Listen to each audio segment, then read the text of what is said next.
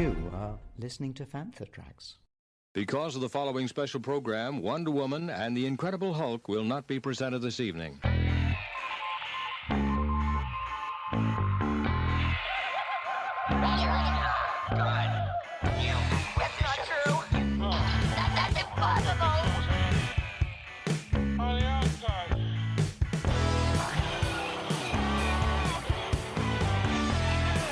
It's time to get all your Star Wars news in a single file. This is Making Tracks. Here are your hosts, Mark Newbold and Mark Mulcaster. It's not true. That's impossible. Hello and welcome to episode 165 of Making Tracks, brought to you by those fine folk over at fantatracks.com. I am Mark, one of your co-hosts, but only one of them, which means we have another one, and that is another Mark, and he is up in the Midlands missing Mark Newbold. Marky boy, how are you doing? I'm doing great, pal. How are you? Very well. Yes, the sun has been shining all day. I have been in the lovely, quiet, and very fun town of Ramsey, where I was with the Mando Mercs and the Rebel Legion, and in fact Saber Guild, and we invaded their little sci-fi camp this weekend, which has been fantastic. A little bit burnt and very sweaty, because to be fair, I was in my Boba Fett, so for most of the day, I wasn't burnt at all because I was covered up. However, I took the helmet off, forgot the sunblock. How was your weekend? My weekend was really good. We were fortunate enough to be invited to one of two Fantha Tracks weddings this weekend. Exciting, isn't it? Very exciting. So I and myself and Ruth and Claire Henry and John Hipkiss were at Paul Naylor's wedding. So Paul and his now wife Mandy got married over the weekend. Also, Andy Lith and Safi, they got married as well. We did put an article on the front page about it because, you know, how can you have that and not mention two people? It was pointed out to me, and I did notice this, that when you read the article at first glance, it does read like Paul and Andy were getting married to each other. Who has ever argued to say that Fantha Tracks isn't at all progressive? Progressive, and it's all about the love, isn't it? It is. Yes, congratulations to both Paul and Andy. I'm sure they make a beautiful couple with their respective wives.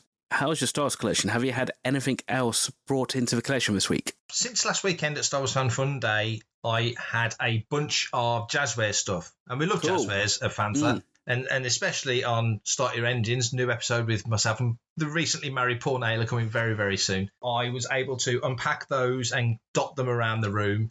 So there's little sort of mini dioramas of sort of certain ships that match up nicely to others, battling. Also opened some of the blind boxes, so I've got loads of speeder bikes, weirdly, all over the place. So they look fantastic. I absolutely love those. And I don't open much stuff. Yeah. Certainly not toys anyway, because I'm very much an advocate of thinking that the packaging is as much a part of the toy as the toy itself. Amen to that. A lot of people wouldn't agree with, but I just think it's all part of the beauty of Star Wars in general. With Jazzwares, there's just something about them like, I've got to open these things. I'm not leaving these in boxes. So my Razor Crest is out, my Gauntlet's out. You know, they're all out around the room. So I've had good fun with that. Got a load of comics sorted, bagged and boarded, put away. So, yeah, it's been fairly productive upstairs. Still haven't put my arcade machine together, so that needs doing. I mean, in fairness to you, buddy, I kind of find that with blind boxes, you kind of do need to open them up because unless, of course, you know for a fact you're absolutely 100% guaranteed to be able to buy a full set, how would you know? When the package is like fairly generic and it shows the range of the figures, you only need one, and then you want to get them out. So I think it's quite nice to do that. And I mean, I kind of do that. I've kind of done that with some of the the little Funko kind of Grogu's and stuff like that, which they're now like Wave 5, I think it is. The little ones, which are cool. The Bounty Collection. The Bounty Collection, that's the ones. Yeah, I can never remember.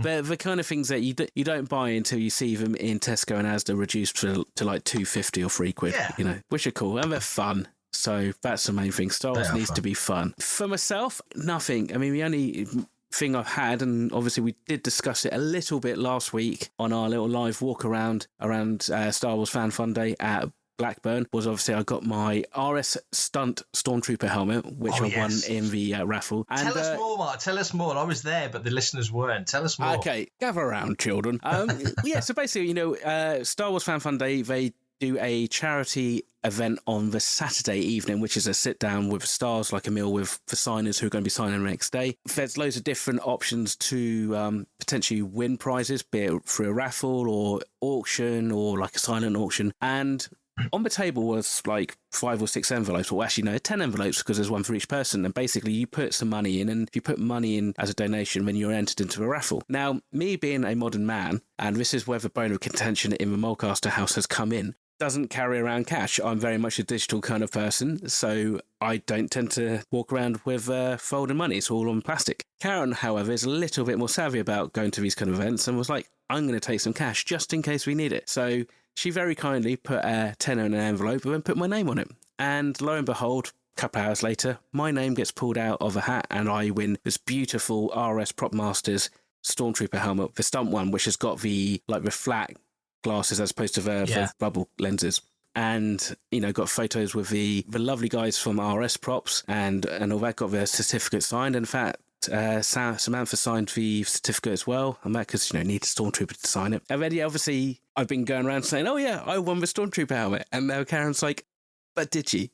Or was that not my money? And I'm like, well, Karen, possession is 9/10 of the law, and my name was on that envelope, so technically it was mine. But yeah, we still haven't quite sorted it out. It's a good job that we live together, and to be fair, she's more than happy for me to put it in the collection room once I've found somewhere to put it. So at the moment it's beautifully displayed in the front room where at least she can admire it as well. So yeah, but other than that, no, my collection of comics that I have not read has increased, but apart from that, nothing. Who can challenge the might of the Imperial forces? Who dares defy Darth Vader? Who can command the Millennium Falcon? Who can bring victory to the rebels? You can, with Star Wars toys. Mark Boudreaux, Hasbro and Kenner production designer, legendary for the work that he did in the toy industry, sadly passed away. Most people, in fact, anybody who's picked up a Star Wars toy would have more than likely picked up something that Mark had a hand in. The most iconic, I would say, is his Millennium Falcon, which is probably the best-selling Star Wars vehicle, certainly the most iconic. Oh, hands down. Just so sad, isn't it? Yeah, it's another element of childhood that's now gone. Yeah, very much so. And, you know, I think also Mark designed many of the mini rigs as well, which, you know, for many vintage collectors have a kind of a very special and fond place in my heart. I know for me, just because their affordability and also scale meant that they were a lot easier to convince your parents to buy on a whim. I'm staring at my boxed Empire Strikes Back one at the moment, and you just kind of go, up until that point, were there any kind of play sets like that really kind of doubled as vehicles and was just so multifunctional and just allowed for so much play variation? And the fact that design hasn't really changed dramatically, you know, year in, year out. They've got bigger, they've got smaller, but really the fundamental design of actually what you can do with Millennium Falcon hasn't changed. And I think that's all down to the brilliantness of Mark and also, you know, his influence on Kenner and then Hasbro, because he carried on working for them as well, didn't he, after the buyout. And so, yeah, it's a sad loss. And there are many unsung heroes like Mark all across the Star Wars industry and community that have actually indelibly put a mark on the collecting community and also the Star Wars community in general. That, yes, we should, I think, celebrate these people more often before they go.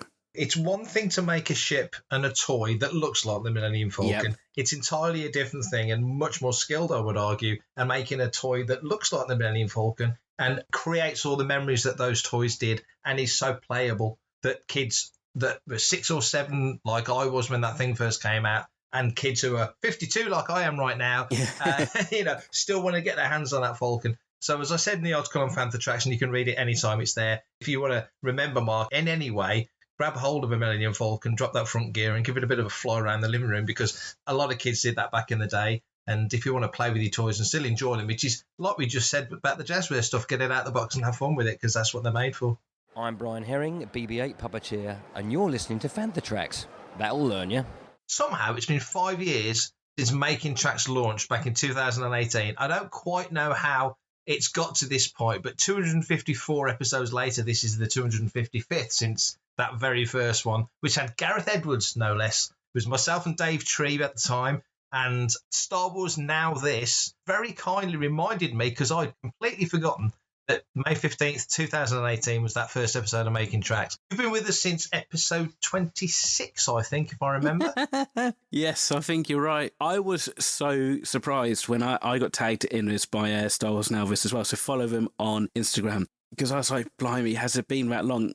And the thing was, before I joined, I'd listened to you and Dave babble along for many an episode. And I mean, we weren't planning on doing this once a week. We were planning to do this, once a fortnight or maybe once a month, Matt. Yeah. But then obviously pandemic hit and, we had a lot of time on our hands. So therefore, there you go, went weekly. And, I know we've not been necessarily quite as regular as we probably should be. Yes. But at least when it comes to recording, it's been relatively on our minds to try and sit down and record at least once every week. Because once every opportunity we get the chance to do. But I mean, how many episodes would it have been if we were to top up this? Obviously, with all the live ones, it's included in that 254 episodes. It certainly is, yeah. All the live ones, all the specials. So this is our 165th studio one, which is our proper Tuesday night one. But yeah, if you add in all the others, then there's quite a few. So and in total on Fantha Tracks Radio, it's 418. This is the 419th Fantha Tracks episode. I just sit here and babble along, comment when you tell me to comment. You do all the hard work. So there you go. So 5 years of making tracks, and here at least is to another 5 years. I'm Gareth Edwards, and you're listening to Fantha Tracks Radio. So next weekend would have seen the 24th live running of Farthest From in Fordingbridge, but it's now moved from the 28th of May to the 30th of July. Dave Treat, my former co-host here on Making Tracks, always wants to put on the best show that he can put on.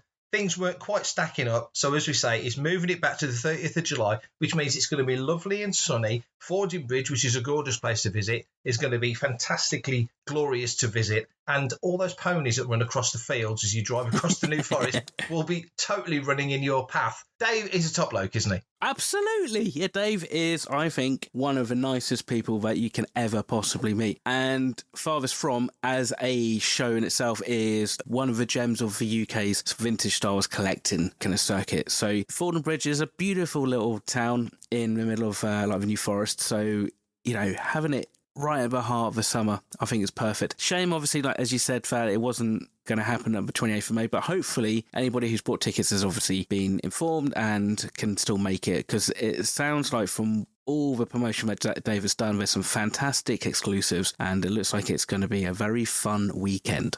Definitely. The exclusives, which are all out there on Fantha, and as far as I know, won't change, look amazing. So go and check that all out. Put that date in your diary. Fantha's supported that show as long as Fantha's been around, and the show's been around a lot longer than Fantha Tracks. So make sure, if you get the chance, go down, support the show, enjoy the panels, enjoy all the cool collectibles that are going to be there. And there's some lovely pubs over the road as well. So make sure you enjoy Farthest From when it's coming on. We're going to talk about it as much as we can here on Making Tracks, and definitely on the site. And if we can, because he's a busy fella, but if we can, we'll try and get Dave on to tell us a little bit more about Farthest From 24, which is, as we've said, Sunday, the 30th of July, 2023. Hi, this is Steve Grad from Pawn Stars. I approve and I authenticate Fantha Tracks. Natalie Portman, speaking recently with GQ magazine, was asked a number of questions, some of which came from the obvious places like Twitter, Instagram, TikTok, Reddit and YouTube, some from ChatGPT, which is kind of incredible. Loads of questions, but the one question she was asked was, will she return to Star Wars as Padme Amidala? Her answer was, well, I've never been asked. Do you think she could or would or should ever return to Star Wars? And if so, how? Well, she's dead. So so that's why no one's asked her to return. Do you know what? That is just one of those things. I mean, she could. Hell, we've just had 25 minutes of Harrison Ford be de-aged. There's no reason why we couldn't knock 20 years off of Natalie Portman. Not that she needs it, because that Chanel makeup makes her look 21 again. Yeah, I don't know. Maybe it's just one of those things. Maybe Padme's character is one of those characters on film that there's no reason to necessarily see her again. There's lots of scope for her. I mean, maybe they could actually go back and expand with a deleted scene from Revenge of the Sith, where she starts talking about, with Mon Mothma about, forming basically the Rebel Alliance. Could we even see that in Andor? Yeah. That would be a bit of a spin. Quite up for that. I mean, as a diehard Natalie Portman fan that I am, I would love to see her. I think it'd be great. Is there a scope for the character? I mean, she had a lot of screen time in the Clone Wars. She's a popular character. I don't think that there's any reason why you couldn't go back and write some film or Disney Plus series with her involved. Yeah, it'd be very interesting if there was a way to do it. But I think, obviously, one of the key elements of her character is her passing.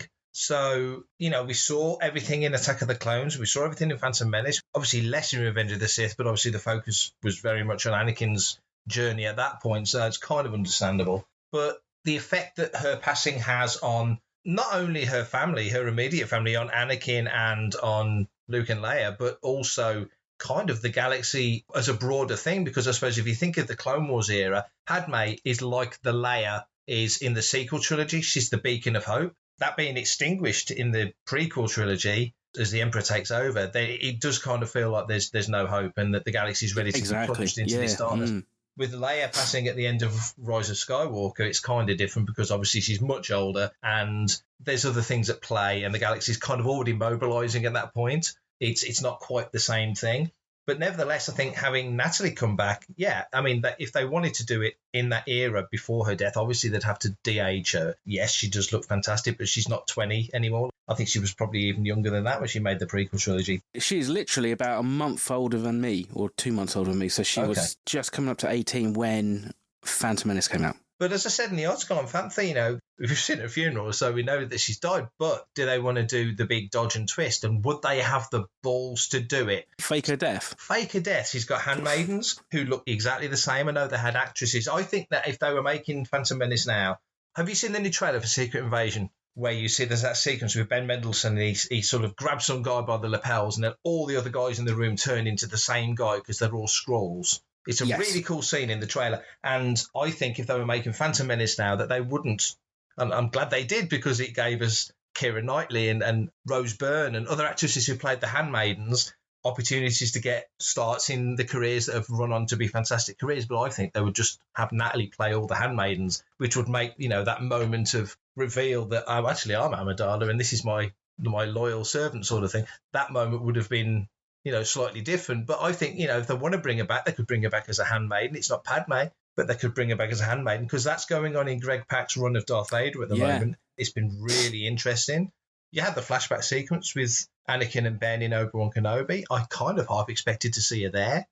So maybe there are opportunities, and Dial of Destiny's out next month, and already it's debuted at Cannes, and one of the most well-received elements of it, and it's been kind of mixed so far, but, it always is how well they did the de-aging on Harrison Ford and the techniques they used to do it. And you've got to think that there will be a lot of footage of Natalie at that age that Lucasfilm would have access to. So if they wanted to do that, and it seems like it's a new process different to the ones they've done before to de-age Mark Hamill, for example, that they maybe could do that if that was an avenue they wanted to go down. So maybe there's ways to do it. There is one thing about Padme that I've always wondered is, to a degree, it seems like she has such an influence on the events of the Clone Wars and that era. But then, it's that thing like she almost like gets written out of history, which I find really fascinating how that's done and how that's been managed and what that means to the galaxy in the current storytelling. But I have to ask you one question because it took me a fair few viewings to get my head around the whole decoy thing. Was that obvious to you when you first watched it, or was that one of those things where you went, what? To me, I was like, wow, that was not at all obvious. I was not expecting that. It's a sign of the times that the books and the comics came out. But back when Phantom Menace came out, the book came out a month before the film. So I'd read the book before I saw the film. Really? I read a chunk of the book. Yeah, I got the book in Chicago, which was like 3 or 4 days before Phantom came out. So I remember reading the book on the plane flying to LA, which is where we sort of landed and drove from. I'd read the book, so I kind of knew that was coming. So it didn't hit the same way. It was really well done. I totally get that genuinely to people watching the film with no knowledge of what was coming, which is definitely the best way to see any film. No doubt about it. I was just hungry for any information at that point. I'm not saying that having her play all the roles would have been better. I just think it would have been more likely. That's the way they would have done it, with these handmaidens looking so much like Padme. Churchill had so many doubles. It was that sort of throwing people off the scent logic of having handmaidens, which has been expanded brilliantly since. E.K. Johnson did all those Padme novels. Yes. And now Greg Pak has picked that up and he's running with it in the Darth Vader run, which has been an absolute joy to read and to review on the site. It's been fantastic. So I think there are opportunities, but I think if Natalie Portman came back, I think the most obvious way to do it would be in a TV show, but not be Padme. I think they should bring her back as one of the handmaidens. That's my personal feeling on it. Yeah. I think that's how they should play it. Now, that would be interesting. And again, that would be quite a twist for Andor as well. It really would. I mean, that seems quite Well, with the new season, we're really running up to Rogue One, so you're 20 years on, so it's kind of in keeping with the age that she would be now. Assuming all the handmaidens were the same age, there's no guarantee that they were, but you could fudge it and make it work if that's how you wanted to play it. That would be interesting. But then you go to the point again of from the storyline, it's like Padme's passing is such a pivotal moment. People were talking about Darth Maul. Oh, he got chopped in half and he came back. Forget outside of Star Wars. You can't compare a character like this coming back in Star Wars to something coming back in, I don't know, Spock coming back in Star Trek. They're completely different types of story. But just the importance of her passing on the other characters around her, I wouldn't want to distill that or cheat us. I think it's too important. I don't want Ben Solo to come back just because people thought he was cute in a jumper. Is not reason enough to wipe out the mega moment of him passing at the end of that film. A film that struggled to find moments that mattered. That was one of the moments that really mattered. His passing and being accepted into the Force and what he did to give his life force back to Rey. There's so many ways you could fudge it if you wanted to, but I just think there's certain sacrifices in Star Wars that matter, and I think Padme's matters. So it'd have to be a flashback or she'd come back as a handmaiden, I think. For everything in one location, daily news, reviews, interviews, podcasts, video, and social media feeds, bookmark FanthaTracks.com for Star Wars news 24/7, 365.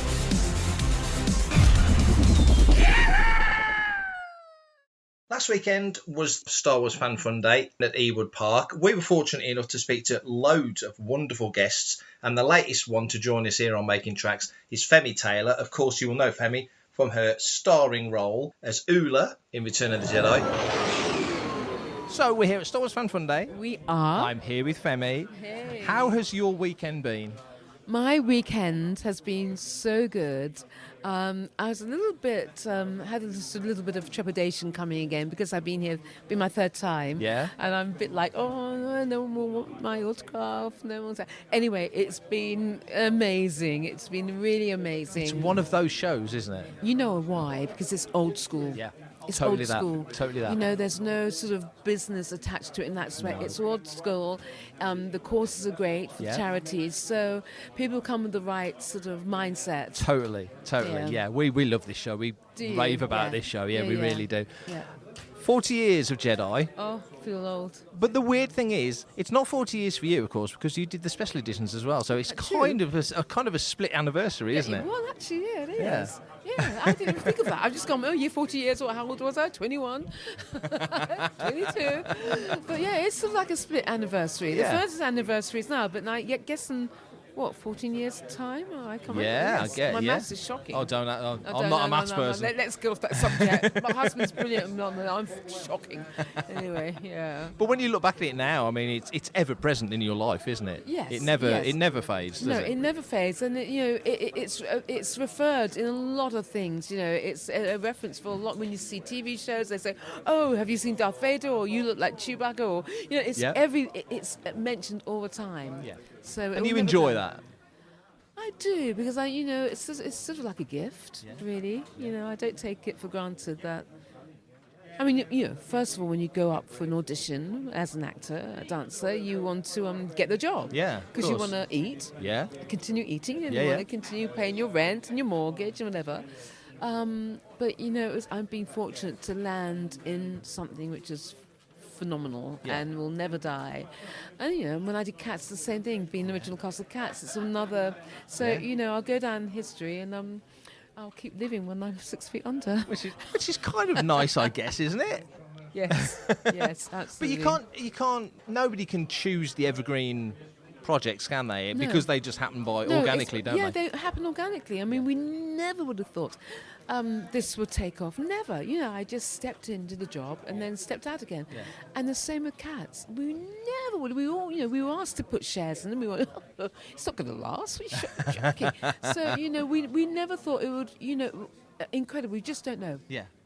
Very true, very true. And there's not many projects as well where relatively small parts, key parts, but small parts, can be so I said evergreen earlier, but it's kind of a thing, isn't it? You know, with Star Wars especially. I know Star Trek had it to a degree, but certainly Star Wars characters that in any other show would be blink and miss. It's, exactly. It's so weird. got And its own thing. Look, I don't get it myself. I do and I don't. I'm learning slowly that, you know, your part was iconic, and, you know, you're the first Twilight, and you're a pioneeress for many things. Yes. And it's an iconic species now in Star Wars, isn't it? Yes. Who would have thought? Exactly. Do you have many Oola collectibles? Yes, I do. I have the bust. I have the big one. Atticus? Yeah. Oh, of course, I have my small figure. Of course. And I've got a beautiful painting that a Finnish girl did. And it's me looking down, and it's like Methuselah, but the snake's coming out. Yeah. Like tentacles. That's It's clever. Stunning. So I have that. But yes, I do have. I think I have to. Yeah. I have to. Now, I'm going to ask you a question. It may be contentious, and I'm hoping it's not. But in Return of the Jedi, Carrie Fisher wore a gold bikini and looks absolutely fantastic. And they don't make toys of that anymore because people get a bit twitchy about it. Okay. And your character was very much the same. Well, very much. How do you feel about that? Do you think they should still make Oola? Yeah, I think it's part. Look, it's part of the character. Yeah. You know, what I just think, what is the discussion here? Her costume, my costume, was very forward-thinking, thinking, and it equated to the character. Loads of Star Wars projects happening right now. Lots of different things happening around the galaxy and the timeline. Yeah. Obviously, Oola ended up being somebody's snack, sadly. Yes, but yes. If the opportunity came along for you to play a different character, maybe, I mean, you're the original female Twi'lek. That's true. You know? I don't know. I mean, I get this question asked a lot, and I don't know. It's a weird one because I don't look my age. At the same time, I'd like to play more mature characters. I don't know who I'd like to play. Yes, I would if they came up. But that again, it's if it was fortuitous. Yeah.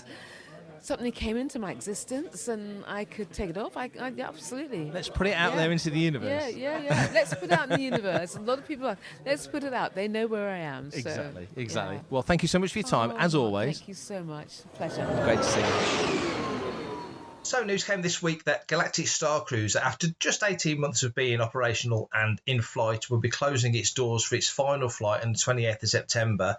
It was first revealed at D23 in 2019. It's not cheap, and everybody knows it. It's roughly $1,200 per person.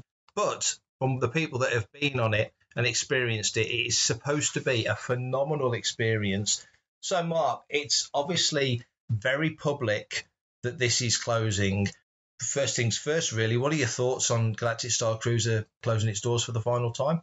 I was really surprised by this. I had heard some scuttlebutt on social media that it wasn't doing quite so well in terms of booking. So you have to separate two things here. The actual execution of the experience is pretty fair to say is to be commended and applauded. And I don't think there's anybody that I've spoken to or I know who has gone on the Galactic Starcruiser and said it's not really worth it or that was a bit pants. I think they've all said it's a fantastic experience. But yeah, I had started to hear just before Celebration or maybe about March that there were some weekends being held or like unavailable to book or certain dates.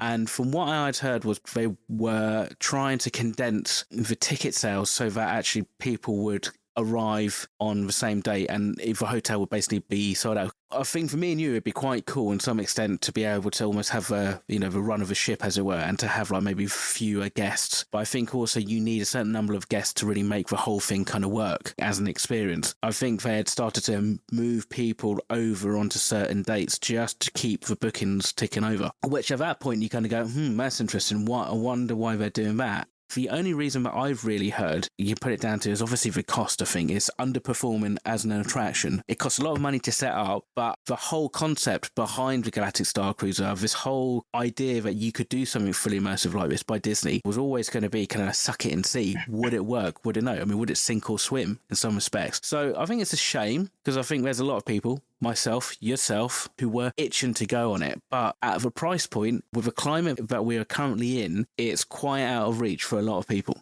One thing Disney does, and they've always done, is that they do adapt and change and shift and tweak things. And because this is so high profile and it's Star Wars, and as you say, it's hard times on both sides of the Atlantic and further than that, everyone's feeling the pinch. It probably does seem quite an extravagance to even think to afford this. And of course, there's always people that can, and that's fine. But maybe in this climate, maybe it's one of the easiest things in a financial sense, not talking about the IP, not talking about any other element, just that sense alone to prune this, because it does feel like they've set out the concept of Galactic Starcruiser. It's only in Orlando, it's not in Anaheim. So it does feel like a logical option would be to go, well, okay, at the moment it's a 2-day experience and we have actors who walk you through the roles and it's very much a defined thing. But maybe if they go, let's not kill this thing, let's close it for the time being, let's double down.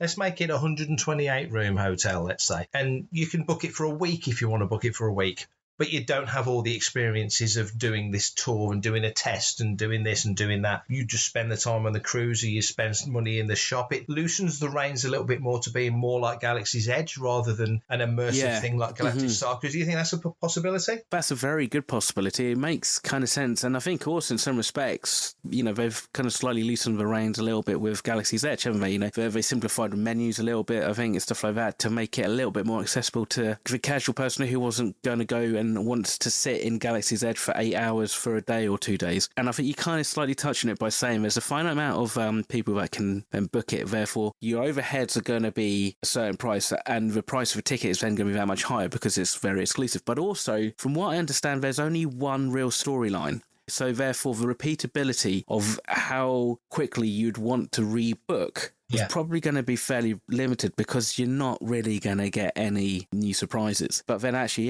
the second time round, everybody knows what they're doing, what to expect. It probably won't have quite the same magic. And that's also one of the issues that people started to say about Galaxy's Edge is how over time do you keep that experience fresh. You can't just suddenly reboot the whole Rise of Resistance. You can't reboot and completely reskin the Millennium Falcon ride. You can obviously add new planets and stuff, but the general structure of the experience is going to virtually stay the same. And that will be one of those things that maybe they could appeal to people and do original trilogy periods, a month or two at a time. They rotate it so it's not all the same characters. It's not just Rey and the sequel trilogy era characters. It's more the legacy ones. It'd be interesting to see what they also do with the building because they've got this building. They spent a lot of money on this one building. I mean, what do they do? Do they actually rip out and maybe they do just make it into more of a Star Wars themed hotel? Yeah, it feels like a hardware versus software issue. And the example I'll give, 2 examples actually. One is Star Tours, which physically hasn't changed for decades.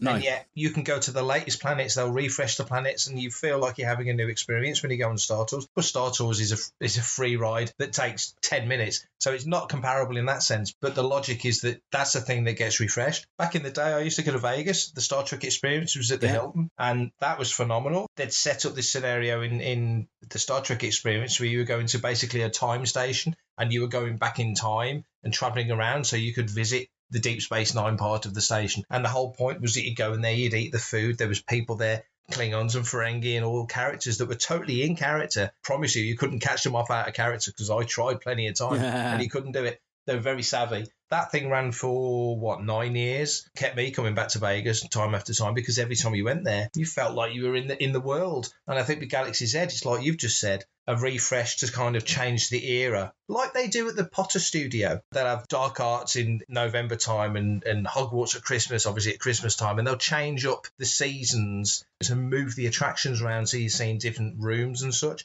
And these are all kind of comparable to the ballpark of what Galaxy's Edge is. But the problem, which is your point, is that they've kind of, like Rise of the Resistance, that's your sequel trilogy era AT-ATs. It's very much based around Kylo Ren, and it's very much that era, and it's mega hard to change. So it's that. It is what it is. Galaxy's Edge, thankfully, they've done a lot of work in fiction, so they've made Galaxy's Edge a location that's been around for a long time, or Batuu, Black Spire, gets a mention in Solo. All you've got to do is change the radar dish on the Falcon, and all of a sudden you're in the OT. So they've got some scope there. But I do wonder, going back to the hotel, how they play it with the hotel, because like you say, they've spent a lot of money on that. And I don't think they've said, I've not read anywhere, and I don't think it's the intention. I don't think they're going to bulldoze the thing and make way for another Avengers campus or something. I think they're planning on a refresh, they're going to tweak things and change it. Well, I mean, here's the thing. They've got a load of cast, they've got a load of support staff there who potentially, I suppose, if a hotel closes, will be made redundant, or if they can't be reassigned. But then,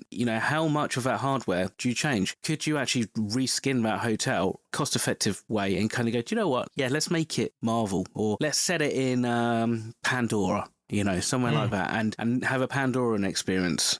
So I suppose there's potential, because some of that stuff's going to be there. Obviously, if they're developed with amazing lightsaber technology, that's not going to go away. That's going to be reutilized somewhere in the parks, or, even as just a product. It sounded like Disney, the spokesperson, was kind of putting on a fairly brave kind of spin on stuff, and was going to go, oh, well, it was always an experiment. Blah, blah, blah. It's like, yeah, I know, but look, really, that's a hell of a lot of money. They put the prices up of a park, was it last year, and they had to backtrack on that because too many people complained. They seem to stick to their guns, and they seem to not reduce the price of the ticket sales, and that's what's interesting. They could have turned around and gone, do you know what, rather than $2,000 per person for 2 days, whatever it is, it's going to be $1,500. And so you wonder what their profit margin is on that hotel experience. That's a good point. That's a really good point, actually. Pick a number. If it's 2,000 before and it's now 1,500, you've knocked 25% off. What less would you get for that saving, if that makes sense? Yeah. So Bob Iger's back in now. He's definitely looking at the bottom line. We've seen news this week of things being pulled off Disney Plus. They're making tweaks and changes over there to make things more streamlined and efficient. We kind of know we're going to get a bit less Marvel stuff, and the Star Wars product's probably going to be spaced out a little bit more. That makes me hungrier for it. If it's coming along all the time, it's disposable. If I've got to wait for it, it's desirable. It's eventizing Star Wars, isn't it? I was going to just say it's eventizing it. Yeah, so our new favourite word. So, I get the logic of that. You can make people more hungry for something by making them wait for it. Hi, this is Hugh Quashing. I've had great pleasure in recording this interview for Fan4Tracks.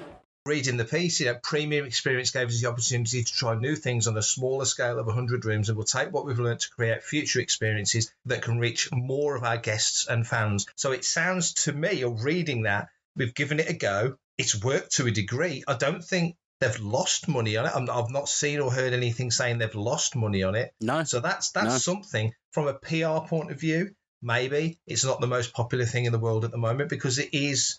There are fans that can afford it. The influencers that got invited to the opening. And then there's the rest of the world who look at that and go, well, I'm never going to be able to do that one now.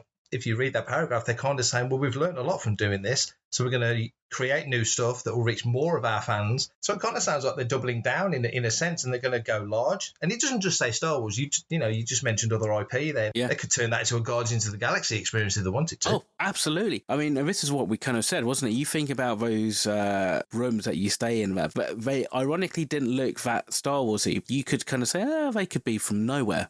From Guardians of the Galaxy. Yeah, that would be a fairly straightforward thing to do, because, there's no windows, it's all video screens, so that is CGI reskinning and all that kind of stuff, and you've got to obviously change the nomenclature and the place, but that's fine. I mean, they've always had the actual Disney cruises, the actual physical cruises where you go on a ship, and cruises have always traditionally been fairly pricey experiences. It's not like this is like the first of its kind ever in respects to Disney. Disney have had some of these fairly expensive Disney cruises that get sold out like months and years in advance and are very popular. So people, I think, for the right experience, are willing to pay for it. When you don't have the appeal of the location, so to speak, so you're not cruising around the Caribbean on a Disney-themed boat and paying probably $2,000 for a week, but you're paying $2,000 just to stay in mainland America. That's obviously where the price issue comes in. There's definitely something to be said that we're going to take whatever they've learned from